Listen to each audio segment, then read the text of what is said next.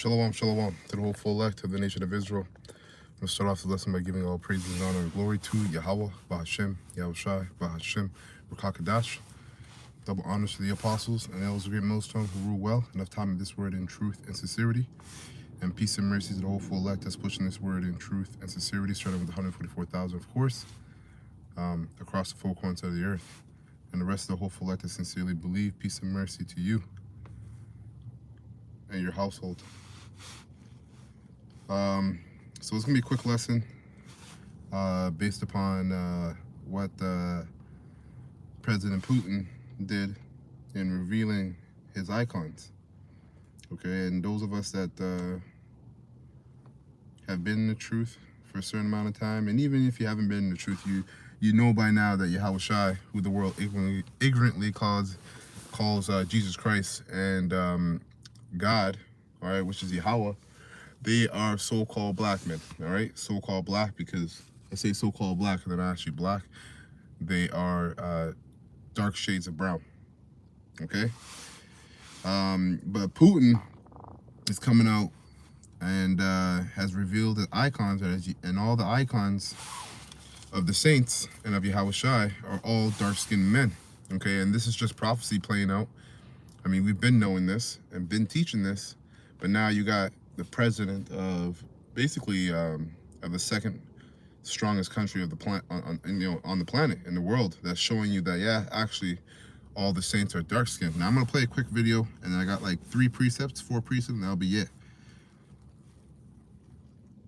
People of Russia, today, okay, so ladies and gentlemen, people of Russia, today we stand on the precipice of a monumental revelation, a moment that redefines not only our understanding of history, but also the path forward for our great nation. In an extraordinary discovery hidden beneath centuries of lore and legend, we have opened what can only be described as the oldest vault known to mankind. What we found within its ancient confines challenges the very fabric of our beliefs and heralds a new dawn for our country. Within this vault, we discovered figures of biblical proportions, characters that many have read about, debated, and revered. These figures, preserved against the sands of time, reveal a truth that is as profound as it is transformative. They are all black. This revelation, this undeniable truth, stands before us not as a contradiction to our faith, but as a testament to the diversity and... Yeah, that's bullshit. It is a direct contradiction to your faith, because majority of the world either ignored that information, right? Even though they knew it was true, right? Because like you go to Revelation, it tells you right there. Matter of fact, let me get that real quick. Right? It's not hard, man. It's right there, right in people's faces. But you know, Esau is holding and clinging to his lies and to his supremacy, Edomite supremacy, right? Which is fleeting from him as the Most High pours out his spirit on all flesh, and truth is, you know, the floodgates of truth, right, are open, okay? And it started with Abba Bivens, our elders, the elders, the apostles, and then it was passed down. The mantle was passed down to Apostle Tahar and the rest of the apostles, on down to the elders and the brothers you see today that are forwarding this truth and pushing the truth, man.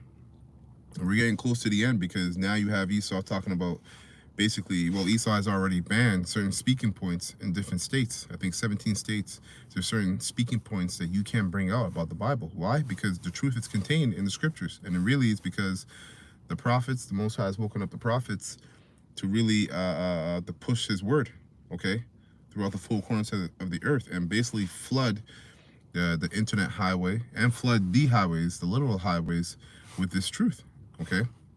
Let me get this real quick. Revelation, and the word revelation literally goes into revealing, right? So this is the revealing of Yahushai, as John described. So, let me read it in NLT. I never read it in there before. Revelation 1:12.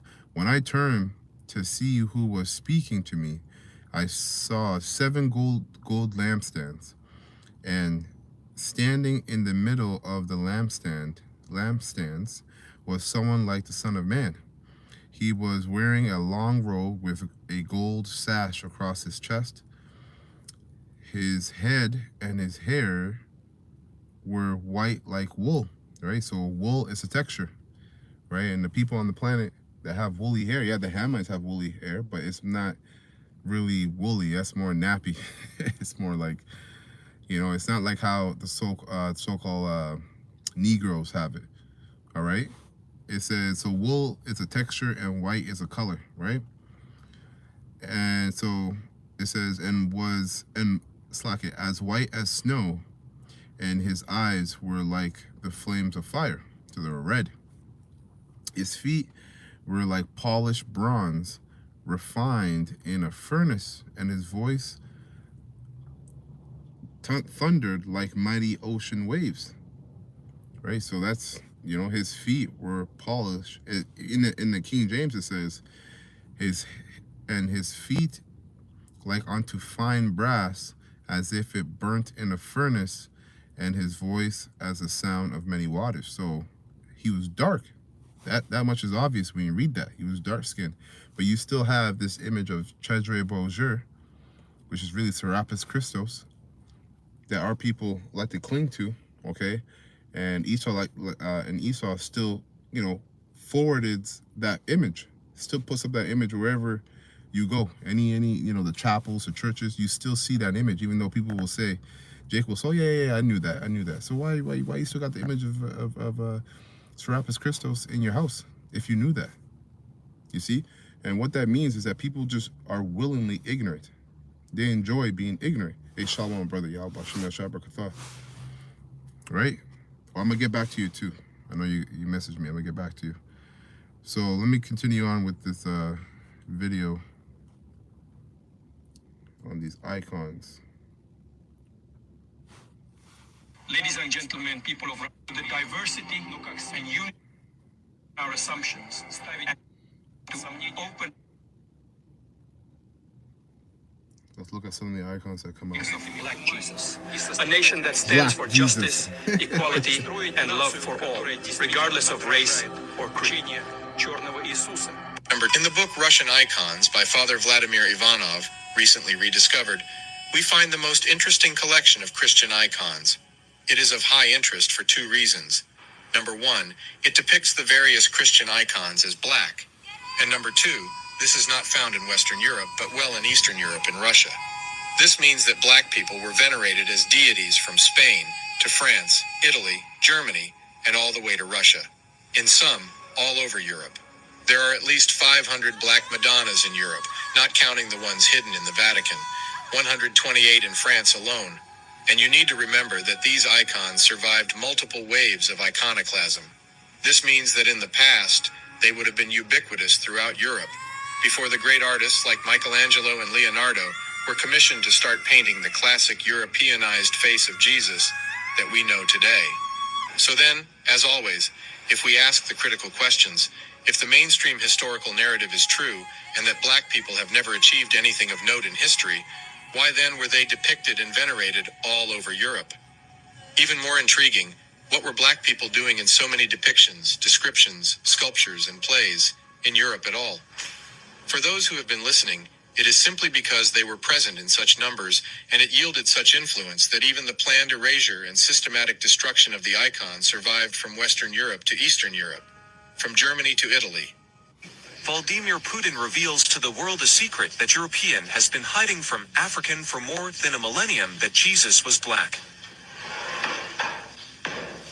Yeah, that's basically it. But, you know, they're still going to use the name Jesus and say black and Africans, when really it's Yahushua, Yahweh, and Israelites. Okay, so, you know, that's just, hey, man, it's a beautiful thing. It's a beautiful thing that that's happening. The Lord put the Spirit on him to do that. Let me get another precept describing the Father, okay, concerning this. And iconoclasm, that guy there brought out the term iconoclasm. And, you know, you should know what that is already. If you don't, you go look it up. I might look it up for you. All right, so Daniel 7:9, right? And it reads, I beheld, till the thrones were cast down, and the Ancient of Days did sit. And this is Yahweh, right? Who the world ignorantly calls God. Whose garment was white as snow, and his hair, and the hair of his head, like the pure wool. Right? Wool, again, right? Yahweh Shai. So Daniel saw the Most High and what he looked like. He saw him sitting on the throne. And he said his hair was like wool. And John saw Yahweh Shai and said the same thing, right? His throne was like the fiery flames, and the wheels as burning fire. Let me skip down here to where it describes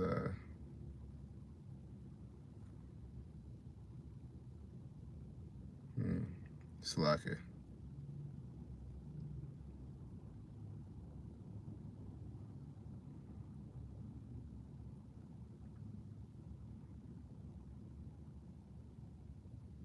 There's a verse where he describes what the Most High being dark skinned. If brothers can find that and put it up on the comment board, greatly appreciated. There's somewhere it's here. It's out of Daniel 9. It's Daniel 7 for sure. Anyways, brothers can find that, put it on the comment board. He's describing the Most High. Woolly hair. We got that. Right, yeah.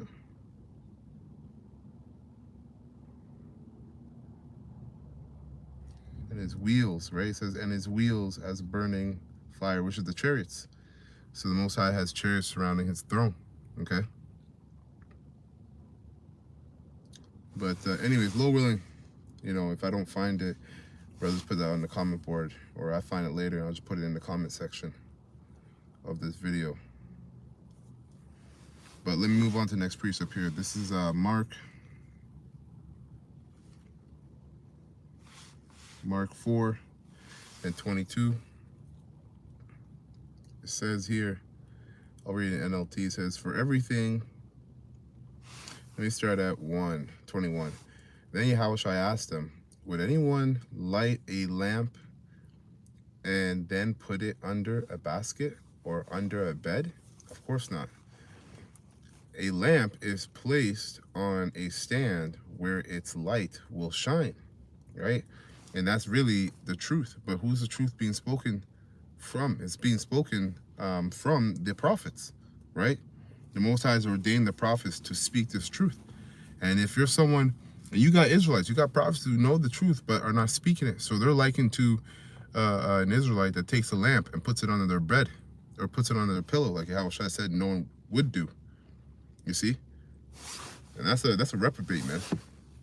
Verse 22 says, for everything that is hidden will eventually be brought into the open. You see? And that's what was happening with these icons, right? They were hidden for a while, for thousands of years. Okay? And now, they're being brought out because we're at the end where this devil is being made bare. His lies are being revealed by the truth. You can only reveal lies by the truth, you see? So it says, for everything that is hidden will eventually be brought into the open, and every secret will be brought to light. Anyone with ears to hear should listen and understand, right? So let me get another precept here concerning, because this is all about the strongholds, right? Strong.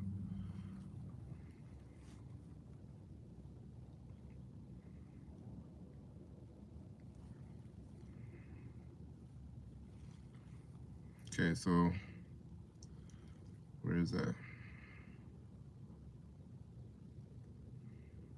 Yep. 2 Corinthians, I'm getting a blue letter here. 2 Corinthians 10 and 2. I'll start at 1. 10 and 4. Oh, Khan, the water brother, you found it, eh? Yeah, this is from Brother Require, Flowing Brook, Daniel 10 and 6. His body also was like the beryl, and his face as the appearance of lightning, and and the barrel is talking about what he was wearing, right? And it says, and his eyes as lamps of fire, and his arms and his feet like in color to polished brass, and his voice of, basically of the voice of his words like the voice of a multitude. So just like the Father, Yahushua was described when John saw Yahushua, and you read Revelation 1 and 14 down to 15, you go to Daniel's, right, chapter 10 and 6. Basically, the Son looks just like his Father, right? He even has a loud voice like his Father. And as you see, the Father, Daniel saw him, he was polished. He was his hands and feet were like onto polished brass. And polished brass is dark brown, okay? It's pretty straightforward, man. We already knew this, but it's beautiful that's coming out. This is just prophecy. So 2 Corinthians 10 and 4, it says, for the weapons of, I'll start at 3. For though we walk in the flesh, we do not war after the flesh, right? For the weapons of our warfare are not carnal, but mighty through the pulling down of strongholds. And how do we do that? We do that via the truth, right? We pull down the strongholds. What are the strongholds? The strongholds are the lies that have been put not just on our people, starting with our people, but on the whole world, all the nations. Right? These nations are calling themselves Chinese, Arabs, East Indians. These are not the proper nationalities and ethnicities of these people, right? The Bible actually has a biblical nationality tied to these people that you see, on the earth today, and they all go back to men, right? Because it's about a progeny, right? The progenitor of a nation, like the so-called white man. They are the Edomites according to the Bible, and why are they called the Edomites? Because they go back to a man named Esau, right? The Ishmaelites, which are the so-called Arabs today. Why are they called Ishmaelites? Because they go back to a man named Ishmael. Jacob, so-called Negro, Latino, North American today, they go back to a man named Jacob. That's why they're called, we call them Jake, but they're really called Israelites because Jacob, his name was changed to Israel.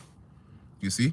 And all these lies, which are the strongholds that have been put on, not just on our people, but the whole world in these nations, are being pulled down by the truth. Call halal Yahweh Shem El Shai for that, man. Because all that's going to do is set up the prophets to be glorified, okay? As the Most High said, right? The Most High said in the scriptures that I will make a man more precious than fine gold, right? And the golden wedges of Ophir. That's because there's going to be men that are going to have divine protection in the day of trouble. And as they prophesy and teach, okay, they have divine insight into the Bible, right? And that's why ultimately Esau wants to get rid of the prophets, because we're a menace, all right? We're a menace to his society, this truth. So let's get stronghold. I want to see what that means here. Strongholds in the Greek. Strong's G 3794. Ahurama. Right. It says strongholds, fortress, fatness, anything on which it relies. Right? And this society is based upon lies, right? Deceit and lies. That's what it relies on. Of the arguments and reasoning by which a dispute endeavors to fortify his opinion and defend it against his opponent. And we're Esau's opponent, right? Meaning to fortify through the idea of holding safely, right? And now all you Christians out there that have been worshiping Jebus, or Serapis Christos, now you're gonna be perplexed in your mind, because this whole time, your whole life, you've been worshiping a God that looks like you, which makes sense. But now you're finding out that God doesn't look like you. So why are you white? Why do you look the way you do, but the God you worship is actually a so-called black man, right? And furthermore, your ancestors fucked up people, right? Excuse my French, but you messed up people that look like the God that look like God, not the God you worship, because the God you worship is not even a real God. That's a stronghold. That's a lie. You see, a false narrative. Okay. Yeah, that's it on that. That's it on that. Let me read this in NLT and see how it goes. It says, we use, I'll start at 3. We are humans, but we don't wage war as humans do. We use Yahweh's mighty weapons, not worldly weapons, to knock down the strongholds of human reasoning. See, these people reason with a carnal mind. People try to go into a divine book and reason, what's in that divine book with a human mind, with a carnal mind. That's not how it works. You need to have a spiritual mind to properly reason out a spiritual book. You see? It says that's why the Holy Spirit has to be dealing with you for you to have the 100% understanding of the Bible. You can't just open it up and read it and call yourself a prophet and think you understand the Bible because you can read it as a storybook. It's more than just a storybook, man. Right? It's a law. It's a book of the law. There's parables, you know, all kinds of different things. It's used for, really, this is the Bible is a way of life. How you want to live life is according to the scriptures, and that was given to the Israelites to represent on earth, so that all the other nations would follow suit. Okay, because there really is only one law. And it says, we use Yahweh's mighty weapons, not worldly weapons, to knock down the strongholds of human reasoning and to destroy false arguments. We destroy every proud obstacle that keeps people from knowing Yahweh, and that's you, Esau. All right, you're a proud obstacle, but we're the truth is pushing you out of the way. We're pushing you out of the way via the truth. The Most High is pushing you out of the way. Your kingdom is being translated right before your eyes. Okay, and there's nothing you could do about it. But it's prophecy, because you're going to, the scriptures say you'll come down with great wrath because you know you have a little time. You see? We destroy every proud obstacle that keeps people from knowing Yahweh. We capture their rebellious thoughts and teach them to obey Yahweh Shai. Ooh. And after you have become fully obedient, we will punish everyone who remains disobedient. Damn. So the Most High is going to send out fishers right now, fishermen, as we are. The prophets are the fishermen. But then he says after he'll send out hunters. And that's when the punishment is going to happen, man. Most High is going to send out those same prophets that were ridiculed and mocked. They're going to send them back with extraterrestrial bodies, divine bodies, to what? To administer judgment on the earth, because they're going to be the new judges of Yahweh Shai's kingdom, which is by default the kingdom of Israel. All right. Last precept, because we talk about the weapons, right? Let's go Hebrews 4:12. Right? The ultimate weapon is this knowledge, wisdom, and understanding that we have. All right. Beautiful. GMS as it is written. Shalom, my brother. Songs of Solomon 1 and 5. I am, yep, that's right.